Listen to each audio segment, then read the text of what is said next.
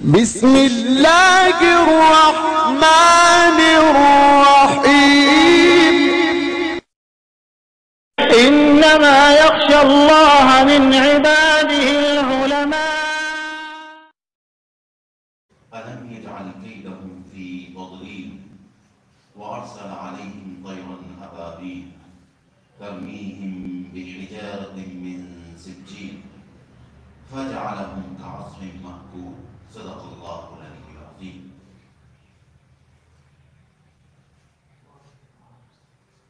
کیا آپ نے دیکھا نہیں، کیا آپ جانتے نہیں کہ تمہارے رب نے ہاتھی والوں کے ساتھ کیا معاملہ کیا؟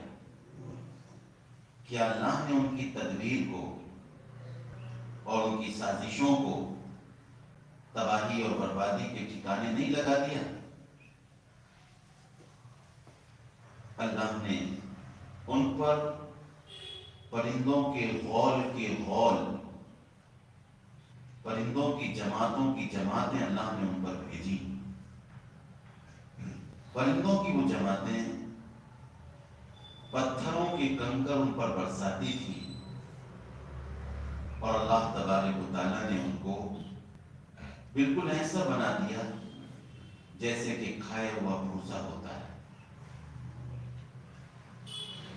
یہ سورہ فیل ہے اور قرآن مجید کی وہ سورہ ہے جو مغرب کی نمازوں میں عام طور سے پڑھی جاتی ہے. یہ سورت ہمارے ایمان کو تازہ کر دیتی ہے. اس کا کچھ پس منظر یوں ہے، آپ اس بات کو اچھی طرح سے جانتے ہیں کہ اللہ تبارک و تعالیٰ نے اپنے گھر کو، بیت اللہ کو بہت عظمت عطا فرمائی تھی. پورے کے پورے عرب بیت اللہ کا احترام کرتے تھے، اس کی عزت کرتے تھے اور بیت اللہ کے لیے اپنی جان تک دے دیا کرتے تھے. تمام کے تمام عرب بیت اللہ کی عظمت کو اپنے دل میں بسائے ہوئے تھے. وہ اللہ کا گھر تھا. اللہ کے رسول صلی اللہ علیہ وسلم کی ولادت سے تقریباً 50 دن پہلے کا معاملہ ہے، یا بعض روایتوں میں آتا ہے 55 دن پہلے کا معاملہ ہے. حبشہ کے بادشاہ نے یمن میں ایک شخص کو گورنر بنایا جس کا نام تھا ابرہۃ الاشرم. وہاں پر عمومی طور سے عیسائیوں کی آبادی تھی، کچھ عرب لوگ بھی وہاں رہتے تھے. ابرہہ یہ دیکھتا تھا کہ لوگ یمن سے بھی جا رہے ہیں اور دوسرے علاقوں سے بھی جا رہے ہیں، عمرہ کرنے کے لیے جا رہے ہیں، کعبے کا طواف کرنے کے لیے جا رہے ہیں، اور اس کی عظمت میں، اس کی محبت میں دور دور سے لوگ وہاں کھنچ کر آتے تھے. تو ابرہہ جو کہ ایک عیسائی تھا، اس کو یہ بات اچھی نہیں لگی. اس نے یہ سوچا کہ میں یمن کے شہر میں، جس کا نام صنعاء تھا، یمن کا ایک بہت ہی اہم شہر تھا، کہ میں اس صنعاء نامی شہر میں بہترین عمارت بنواؤں گا، اس کا خوب ڈیکوریشن کروں گا، اس میں خوب جم کر پیسہ خرچ کروں گا. یہ ابرہہ نے پلان کیا اور سوچا، یہاں تک کہ اس پلان پر عمل شروع کر دیا اور ایک بہترین عمارت، گرجا گھر بنوایا. جب وہ گرجا گھر تیار ہو گیا، جو چمک اور دمک کے اعتبار سے، زیب و زینت کے اعتبار سے بہت عمدہ بنایا گیا تھا. بیت اللہ تو معمولی گھر تھا، اس میں کوئی ڈیکوریشن نہیں تھا، وہ پتھروں کی بنی ہوئی ایک عمارت تھی. حضرت آدم علیہ السلام نے اس کو بنایا تھا، حضرت ابراہیم، حضرت اسماعیل علیہ السلام نے اس کو دوبارہ سے بنایا تھا. اللہ کے رسول صلی اللہ علیہ وسلم اس میں پتھر رکھنے کے لیے تشریف لانے والے تھے. اللہ نے اس کو ایک نسبت دی تھی.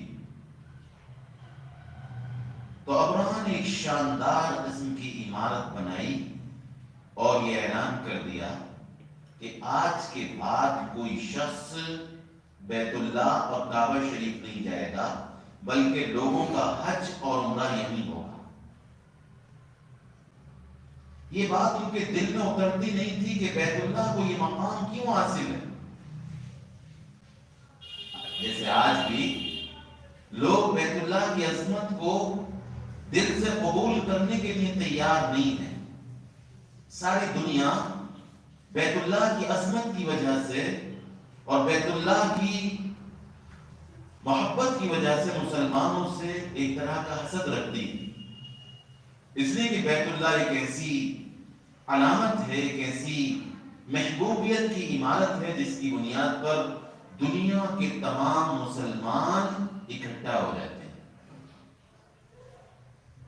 کسی طرح کا کوئی بھید بھاؤ، کسی طرح کی کوئی عصبیت ان کے درمیان میں نہیں رہ جاتی.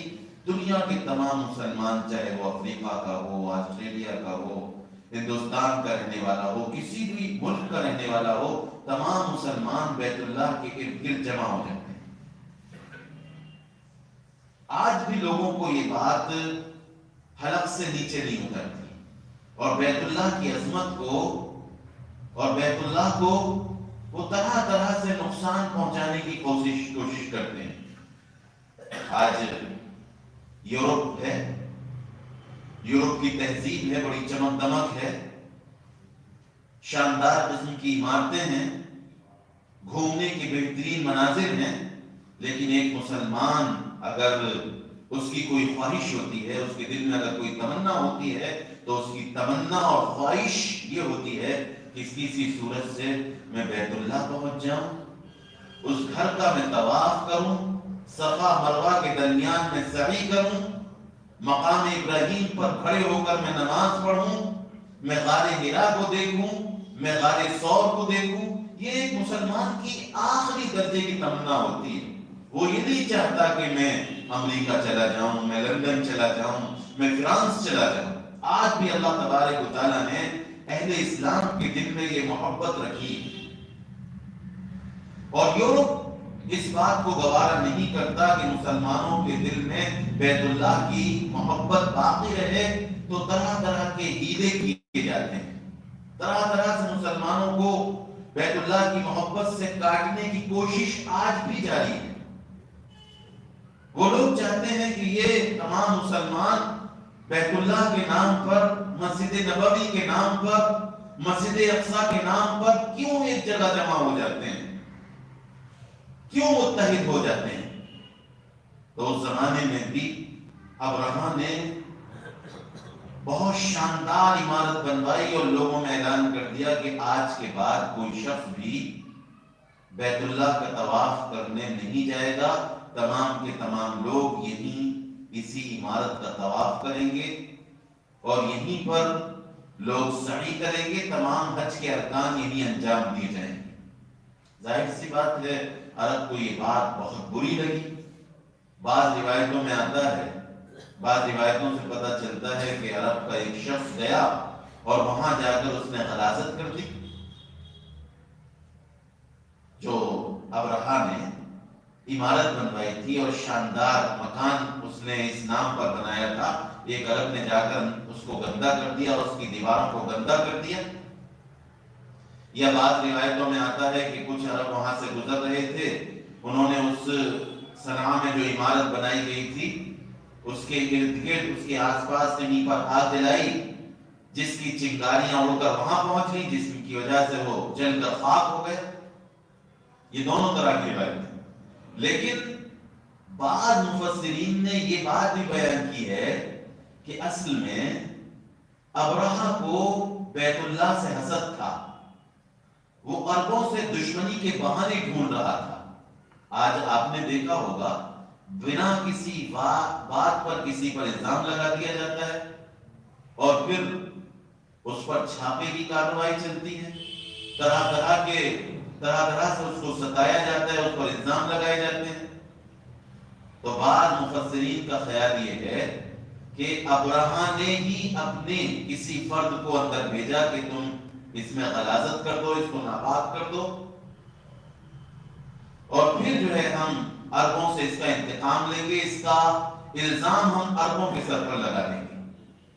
یہ بات بھی بہت قرینہ قیاس ہے کہ لہذا ابرہہ نے اس کا الزام عربوں کے سر تھوپ دیا کہ ان کے ایک فرد نے ہمارے اس نئے گھر کو، اس نئے مقام کو گندہ کر دیا، اور ابرہہ نے یہ قسم کھا لی کہ میں اس وقت تک چین سے نہیں بیٹھوں گا جب تک کہ بیت اللہ کو منہدم نہیں کر دوں گا۔ یہاں تک کہ ایک بڑا لشکر تیار کیا جس کی تعداد تقریباً 60,000 تھی۔ بعض روایتوں میں آتا ہے کہ 13 ہاتھی تھے، بعض روایتوں میں آتا ہے 9 ہاتھی تھے۔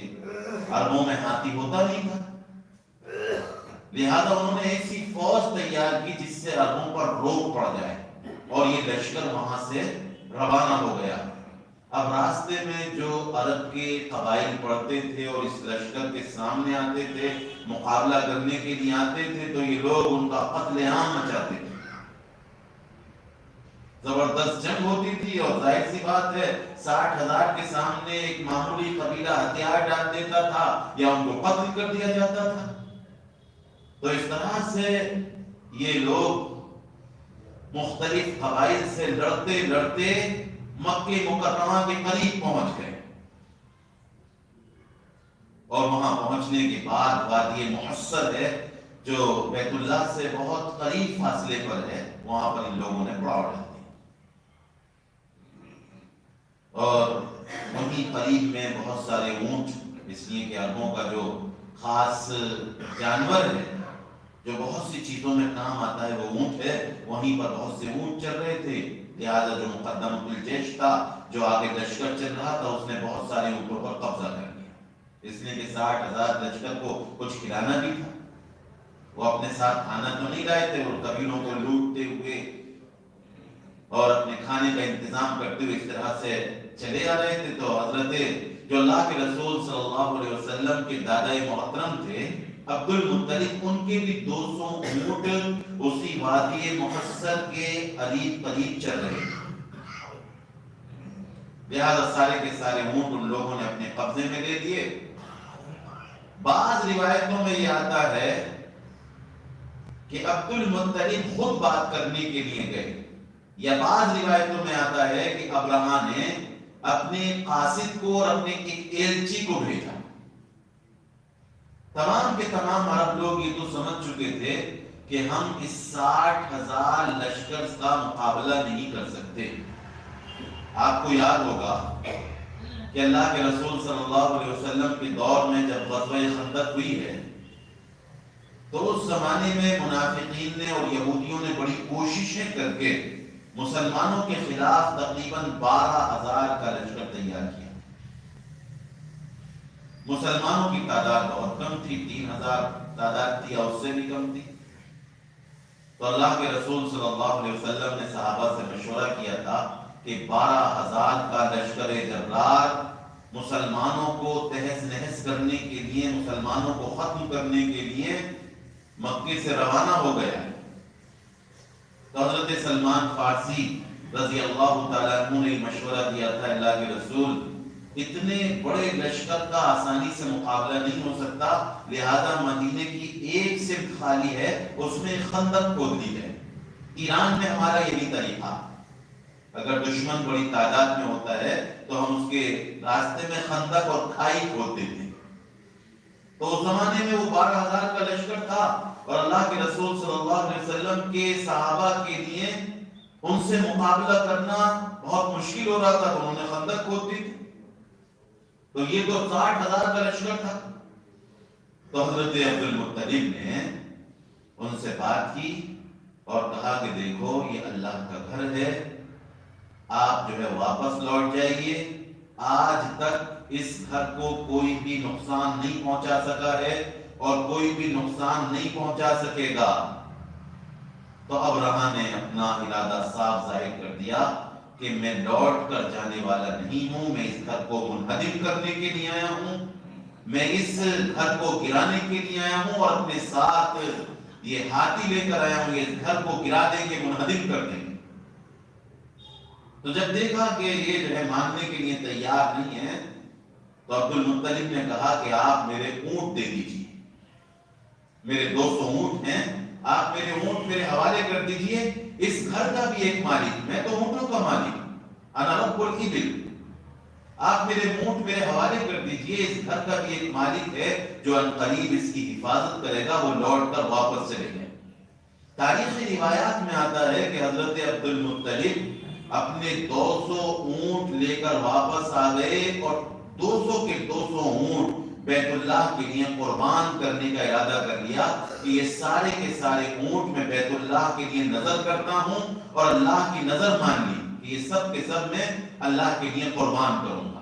اور پھر اپنے لوگوں سے مشورہ کیا، وہ سردار تھے عرب کے، کہا کہ دیکھو میرے بھائیوں، ہمارے پاس اتنی طاقت نہیں ہے کہ ہم ان لوگوں سے لڑ سکیں، لہذا تمام کے تمام بچے، عورتیں اور نوجوان سب کے سب یہاں اس علاقے کو خالی کر دیں اور پہاڑوں پر چلے جائیں، اور اللہ کے سامنے کی ریاضاری کریں، اللہ کے سامنے روئیں، اللہ کے سامنے گر گرائیں، اللہ سے کہیں کہ اے اللہ، یہ ابرہہ آپ کے گھر کو ڈھانے کے لیے آیا ہے، اور ہمارے پاس اتنی طاقت نہیں ہے کہ ہم اس کا مقابلہ کر سکیں اور آپ کے گھر کی حفاظت کر سکیں۔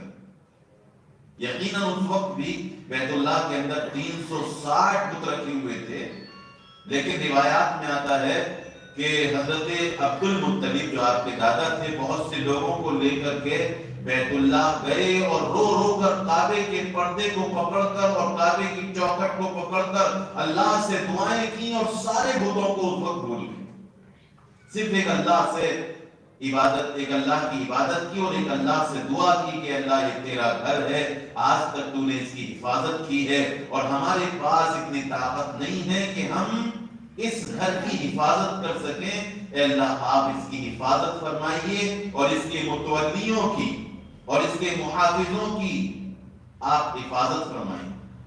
روایات میں آتا ہے کہ پورا کا پورا مکے کا علاقہ خالی ہو گیا، اور ابرہہ نے دیکھا کہ اب تو بیچ میں کوئی رکاوٹ بھی نہیں ہے، تو اس کے پاس جو ہاتھی تھے ان میں سب سے بڑا ہاتھی تھا جس کا نام محمود تھا، اس کو جیسے ہی بیت اللہ کی طرف چلایا جاتا وہ رک جاتا ہے۔ بعض روایتوں میں یہ آتا ہے کہ کسی شخص نے، کسی عرب نے آ کر اس کے کان میں یہ کہہ دیا، محمود ہاتھی کا نام تھا جو بہت بڑا تھا اور تمام ہاتھیوں کا سردار تھا، اس کے کان میں آ کر یہ کہہ دیا کہ یہ اللہ کا گھر ہے، اس کو ڈھانے کی سوچ بھی مت لینا۔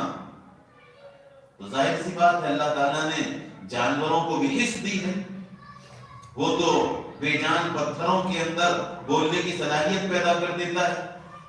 تو اس ہاتھی کی سمجھ میں یہ بات آ گئی، اللہ نے اس کے ذہن میں اور اس کے دل میں یہ بات ڈال دی کہ مجھے اب بیت اللہ کی طرف نہیں بڑھنا ہے۔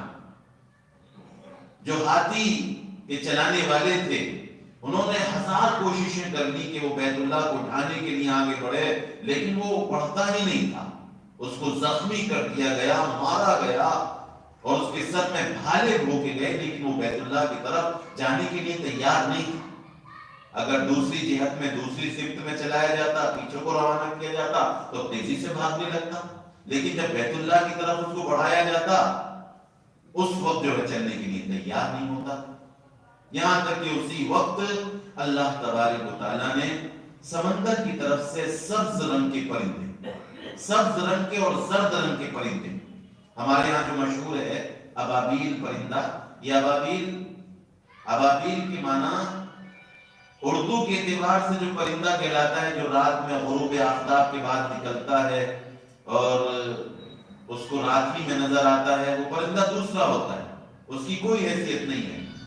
روایات میں آتا ہے اللہ تبارک و تعالیٰ نے سبز رنگ کے اور زرد رنگ کے پرندے سمندر کی طرف سے بھیجے، جو اپنی چونچ میں اور اپنے پنجوں میں جو ہے تین کنکریاں لی ہوئی تھی، ایک کنکری چونچ میں تھی، ایک کنکری اس والے پنجے میں تھی، اور دوسری کنکری तीन कंकर हर जो है परिंदा लिए हुए था और उन्होंने ऊपर से कंकरियां बरसाई और कंकरियों ने ऐसा काम किया कि गोली भी वो काम नहीं कर सकती।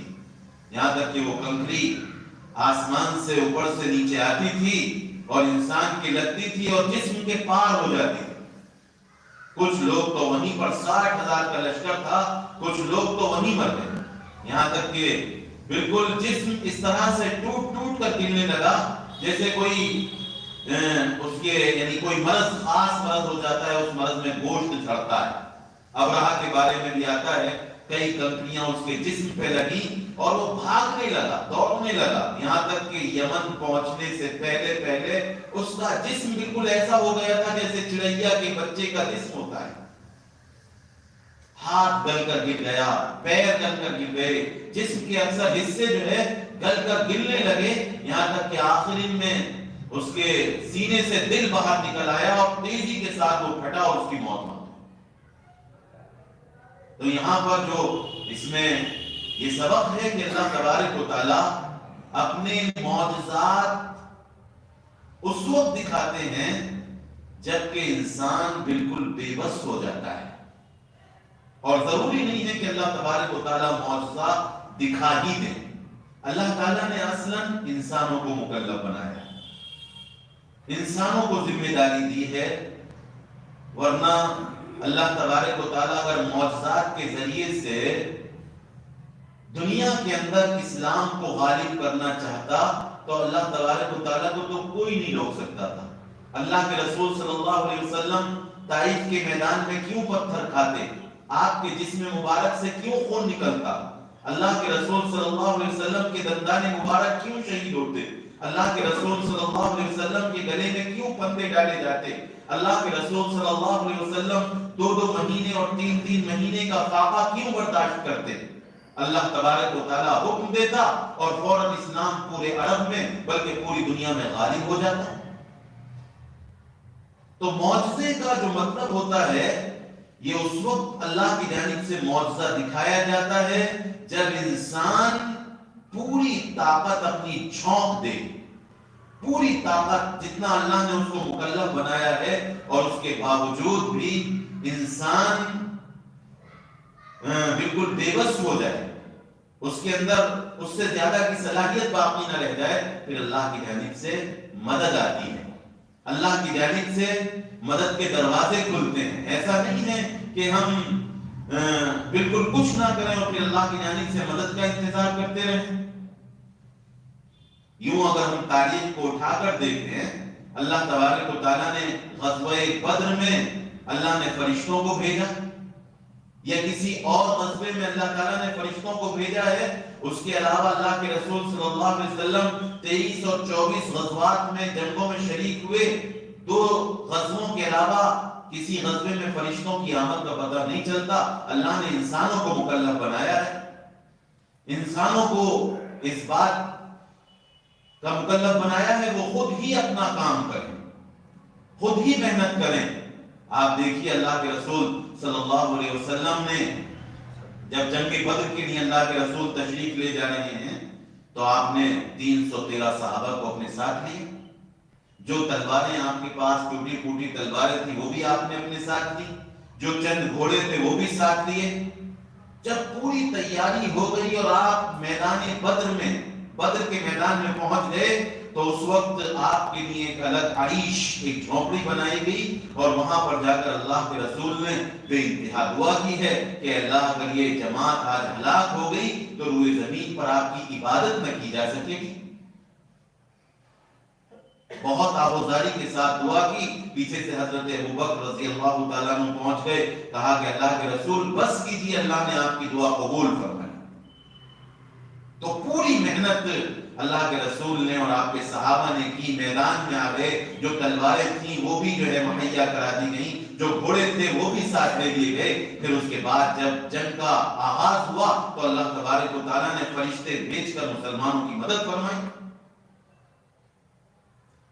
और हम जो है इंतजार करते रहे कि हम कुछ ना करें। اور اللہ کی مدد آ جائے تو اللہ کی جانب سے مدد کا یہ ضابطہ نہیں ہے. مدد کا ضابطہ یہی ہے کہ انسان اپنی بھرپور کوشش کرے. اب ہم یہ سوچتے رہیں کہ نعوذ باللہ اگر کوئی دشمن مسجدوں کو نقصان پہنچائے گا تو اللہ تعالیٰ آسمان سے اتر کر آئے گا اور وہ حفاظت کرے گا. ایسا نہیں ہوگا. حفاظت جس طرح ہم اپنے بچوں کی حفاظت کرتے ہیں, اپنے مکانات کی حفاظت کرتے ہیں, اپنی عبادت گاہوں کی حفاظت بھی ہمیں ہی کرنی ہے.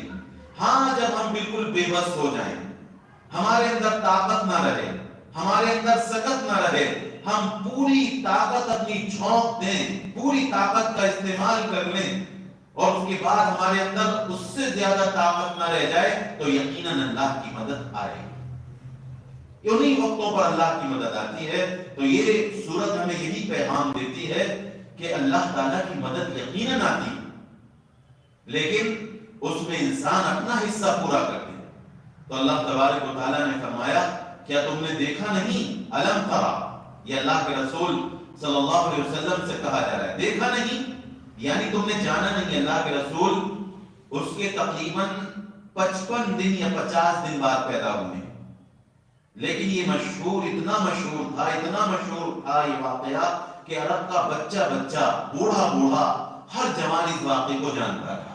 تو گویا کہ اس واقعے کو جاننا بالکل دیکھنے کی برابر ہے. جیسے مثال کے طور پر ابھی کچھ زمانے پہلے افغانستان کی جو ٹیم تھی, روس سپر پاور طاقت تھی اور افغانستان جو ہے بالکل نہتے تھے, لیکن اللہ تبارک و تعالیٰ نے ان کے ذریعے سے, افغانستان کے ان نوجوانوں کے ذریعے سے, ان جیانوں کے ذریعے سے اللہ نے روس کے ٹکڑے ٹکڑے کر دیے. اور اللہ تعالیٰ کی خاص مدد آئی جب انہوں نے اپنی پوری صلاحیت خرچ کر دی, جتنی طاقت تھی اپنے حصے کا کام کر دیا, اپنے حصے کی طاقت انہوں نے لگا دی. تو اللہ تبارک و تعالیٰ نے روس کے خلاف افغانستان کے مجاہدین کی اللہ نے بھرپور مدد فرمائی اور اللہ نے روس کے ٹکڑے ٹکڑے کر دیے. جو اپنے زمانے کی سپر پاور طاقت تھی اللہ نے ان کو توڑ کر رکھ دیا. اگر آپ سے کہا جائے, اگر آپ اور ہم چھوٹے ہوں کہ آپ جانتے نہیں کہ اللہ تعالیٰ نے روس کے ساتھ کیا معاملہ کیا, یعنی جانتے نہیں کہ آپ نے دیکھا نہیں, یعنی آپ کے علم میں ہونا چاہیے. یہ بہت مشہور واقعہ ہے, ہر ایک اس وقت ہر ایک اس واقعے کو جانتا ہے. تو گویا کہ یہ واقعہ اس بات کی علامت تھی اور مکے کے لوگوں کو بتایا جا رہا تھا کہ دیکھو اگر تم محمد صلی اللہ علیہ وسلم کی مخالفت کرو گے اور دین حق کو مٹانے کی کوشش کرو گے اور اسلام کو مٹانے کی کوشش کرو گے تو اللہ تعالیٰ تمہارا نام و نشان بھی اسی طرح سے مٹا دے گا جس طرح اللہ نے ابرہہ کے لشکر کو مٹا دیا. یہ اشارہ تھا, یہ پیغام تھا اس واقعے کے اندر کہ تم لوگ اپنے آپ کو طاقتور مت سمجھنا, اس لیے کہ اللہ کے سامنے دنیا کی تمام طاقتیں ہیچ ہیں, اس کی کوئی حیثیت نہیں. تو اللہ تعالیٰ نے فرمایا الم تر کیف فعل ربک باصحاب الفیل, کیا آپ نے دیکھا نہیں, کیا آپ نے جانا نہیں کہ تمہارے رب نے ہاتھی والوں کے ساتھ کیسا معاملہ کیا. الم یجعل کیدہم, کہ اللہ نے ان کی پلاننگ کو, ان کی سازشوں کو اور ان کی کرتوتوں کو, ان کے ذہن میں بے شمار سازشیں تھیں, پلان تھے, منصوبے تھے کہ ہم مسلمانوں کو, بیت اللہ کو اور اس کی عظمت کو پامال کر کے رکھ دیں گے. آج بھی یہودی مسلمانوں کے خلاف دن رات پلاننگ کرتے رہتے ہیں, عیسائی مسلمانوں کے خلاف دن رات پلاننگ کرتے رہتے ہیں اور باطل طاقتیں مسلمانوں کے خلاف دن رات پلاننگ کرتی رہتی ہیں, لیکن اللہ تبارک و تعالیٰ ان کی سازشوں کو اور ان کی پلاننگ کو اللہ خاک میں ملاتے رہتے ہیں. وَمَكَرُوا وَمَكَرَ اللَّهُ وَاللَّهُ خَيْرُ الْمَاكِرِينَ, انہوں نے سازشیں کی, اللہ بھی اچھی تدبیر کرنا جانتا ہے اور اللہ سے اچھا داؤ اور اللہ سے اچھی تدبیر کسی کی نہیں. یہ قرآن مجید میں بالکل صاف کہہ دیا گیا, کیا تم جانتے نہیں, کیا الم یجعل کیدہم, کہ اللہ تعالیٰ نے ان کی سازشوں کو بالکل تباہ اور برباد نہیں کر دیا. وَأَرْسَلَ عَلَيْهِمْ طَيْرًا أَبَابِيلَ, اللہ نے ان پر پرندوں کے غول بھیجے, اللہ نے پرندوں کی جماعتیں ان پر بھیج دی جنہوں نے پورے لشکر کو تہس نہس کر کے رکھ دیا. ترمیہم بحجارۃ من سجیل، وہ اپنی چونچ سے اور اپنے پنجوں سے پتھروں کے کنکر ان پر برسا رہے تھے. فجعلہم کعصف مأکول، اور اللہ تبارک و تعالیٰ نے ان کو کھائے ہوئے بھوسے کی طرح بنا دیا. جیسے جانور بھوسا کھاتا ہے، کچھ ادھر پھینکتا ہے کچھ ادھر پھینکتا ہے، بالکل بھوسے کی طرح ہو. تو اس میں ہمارے لیے بڑی عبرت ہے اور بڑا سبق ہے کہ ہم اگر اپنے حصے کا کام کر دیں تو اللہ کی مدد یقیناً آئے گی، اور اللہ تبارک و تعالیٰ باطل طاقتوں کی سازشوں کو کسی حال میں کامیاب نہیں ہونے دیں گے.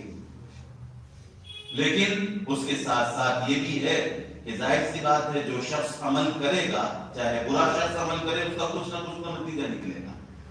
لیکن اگر کوئی شخص جو اچھا ہو، بہتر ہو، اور جو اللہ کی رضا کے لیے کچھ کام کر رہا ہو، اگر وہ عمل کرے گا تو اللہ تعالیٰ اس کا نتیجہ کہیں سے کہیں نکالے گا. اللہ تبارک و تعالیٰ جو اس صورت میں مضامین بیان کیے گئے ہیں ان کو سمجھنے کی اور ان پر ایمان لانے کی اللہ ہمیں توفیق عطا فرمائے. اللہ تعالیٰ مسلمانوں کی اسی طرح سے مدد فرمائے اور مسلمانوں کو بھی اپنے حصے کا کام کرنے کی اللہ توفیق عطا فرمائے. وما علینا الا البلاغ.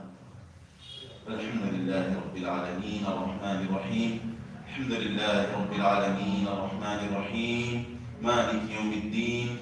اللهم صل على محمد وعلى ال محمد كما صليت على ابراهيم وعلى ال ابراهيم انك حميد مجيد. اللهم بارك على محمد وعلى ال محمد كما باركت على ابراهيم وعلى ال ابراهيم انك حميد مجيد. اللهم لك الحمد ولك الشكر كله. اللهم لك الحمد ولك الشكر كله. اللهم انا نسألك علما نافعا وعملا متقبلا ورزقا حلالا طیبا.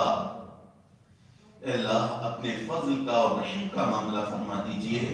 اللہ اپنے فضل کا اور رحم کا معاملہ فرما دیجئے. اللہ غیروں کی سازشوں سے ہمیں بچا لیجئے. اللہ باطل کی سازشوں سے اور اس کی پلاننگ سے ہماری حفاظت فرما. اللہ مسلمان اللہ غفلت کی نیند سو رہے ہیں. اللہ ہم خود غفلت کی نیند سو رہے ہیں. اللہ اس غفلت سے ہمیں بیدار فرما دیجئے. اللہ اس غفلت سے ہمیں بیدار فرما دیجئے. اللہ آپ ہمارے مولا ہیں، آپ ہمارے آقا ہیں. اللہ کتنی مسجدیں ہیں جو ہم نے اپنے ہاتھوں سے ویران کر دی. اللہ کتنی مسجدیں ہیں جن کو ہم نے اپنے ہاتھوں سے ویران کر دیا. اللہ مسجدوں کی اللہ پھر سے دیکھ بھال کرنے کی ہمیں توفیق دے دیجئے. اللہ ان مسجدوں کی بازیابی کی ہمیں توفیق عطا فرما. اللہ یہ ہماری کوتاہی ہے. اللہ یہ ہماری کوتاہی ہے کہ ہمارے شہر لکھنؤ میں بھی بعض مسجدیں ایسی ہیں جن کے اندر چکیاں چل رہی ہیں، جن کے اندر لوگ کاروبار کر رہے ہیں. ہم نے نماز پڑھنا چھوڑ دیا. اے اللہ ہمیں نماز کی توفیق عطا فرما دیجئے. اے اللہ ہم بہت کوتاہی کرنے والے ہیں. اے اللہ بہت کوتاہی ہم سے ہوئی ہے. اے اللہ ہمیں معاف فرما دے، ہمارے جرم عظیم کو معاف فرما دے. اے اللہ ہم دن رات سستی کا شکار ہیں، کاہلی کا شکار ہیں. اے اللہ اپنے حصے کا کام ہم نہیں کرتے اور ہم چاہتے ہیں کہ ہمارا دشمن زمین میں دھسا دیا جائے، آسمان سے ان پر پتھر برسا دیے جائیں، ان کو سیلاب میں غرق کر دیا جائے. اے اللہ ہمیں بھی ہدایت دے دے. اے اللہ ان باطل پرستوں کو بھی ہدایت دے دے. اے اللہ ان باطل پرستوں کو بھی ہدایت دے دے. اے اللہ تمام مساجد کی حفاظت فرما. اے اللہ تمام مساجد کی حفاظت فرما. اے اللہ تمام مساجد کی حفاظت فرما. اے اللہ ہم دیکھتے رہے گئے. اے اللہ ہم دیکھتے رہ گئے اور بابری مسجد ہماری آنکھوں کے سامنے شہید کر دی گئی. اے اللہ ہم دیکھتے رہ گئے اور اے اللہ اس کا فیصلہ غیروں کے حق میں دے دیا گیا. اے اللہ اس کی بازیابی کی توفیق عطا فرما. اے اللہ مسلمانوں کو قوت اور طاقت عطا فرما. اے اللہ مسلمانوں کو قوت اور طاقت عطا فرما. اے اللہ مسلمانوں کو اقتدار عطا فرما. اے اللہ اچھے اخلاق عطا فرما. اللہ یقیناً آپ اس پر قادر تھے کہ آپ آسمان سے لشکر بھیجتے اور پورے باطل پرستوں کو تہس نہس کر دیتے، لیکن اے اللہ آپ نے ہدایت کے لیے لوگوں کو موقع دیا ہے۔ اے اللہ تمام انسانوں کو جہنم سے بچا لیجئے۔ اے اللہ یہ کافر بھی ہمارے بھائی ہیں، یہ یہودی بھی ہمارے بھائی ہیں، یہ عیسائی بھی ہمارے بھائی ہیں، اے اللہ یہ روافض بھی ہمارے بھائی ہیں۔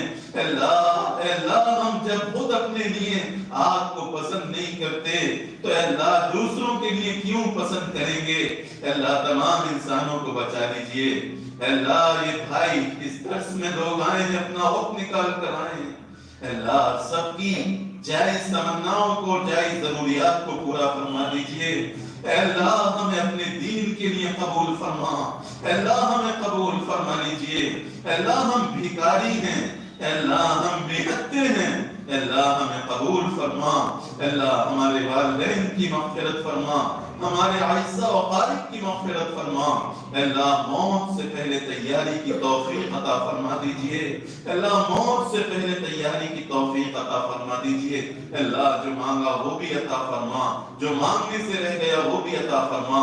سبحان ربک رب العزت عما یصفون وسلام علی المرسلین والحمد للہ رب العالمین۔